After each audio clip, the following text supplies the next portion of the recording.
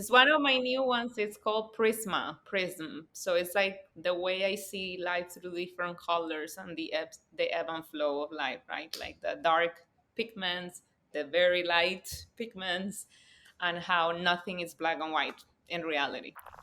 When I paint now, I even leave marks that were not supposed to be there because they were part of the process. And this is how we are, like a work in progress. Nothing is perfect.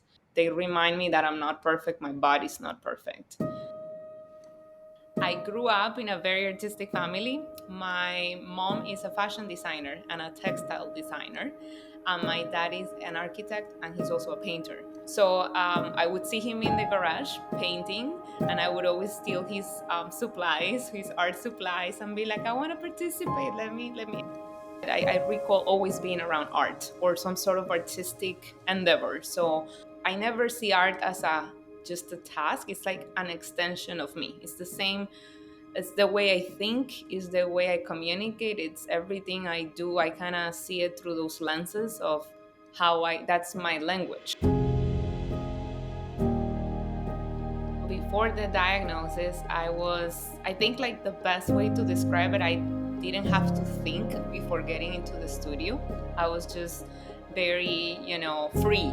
I felt free. If I had an idea and I wanted to get in the studio, I just had the ability to get in there and do it without thinking about my body or about my mind. But lately, when I get to these long weeks where I'm sick, it's like chopping my arms off. That's how I feel. It's like somebody chopped my arms off, and I'm unable to express myself.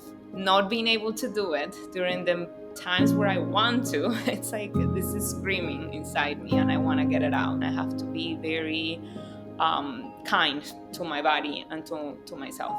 So I'm learning. This is not, and by any shape, form, I'm not an expert on patience at all.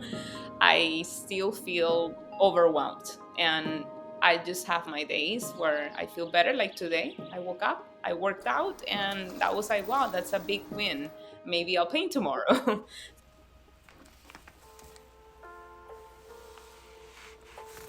Having a creative approach to things, or being a creative during a vestibular disorder, it's key to distract your mind and to focus into something else.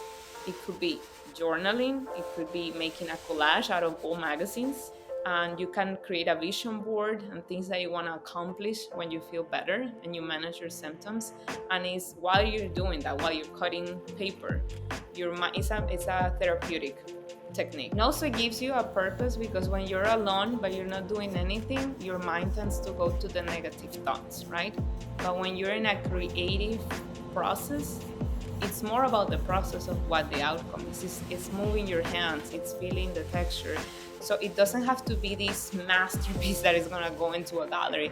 It could be a personal project for your kids, for your family, for your loved ones who are there to support you. And it definitely drains that bad energy and that harsh feeling towards yourself and life and what's happening to you. It's a meditative approach. So I feel like I get lost in those moments and I forget about my pain. I forget about my chronic pain. I forget about my isolation, my sadness. I embrace that solitude, and I feel even better at the end, because then I see what I created and I said, okay, out of this very raw emotion and sadness, this beautiful thing came out of that.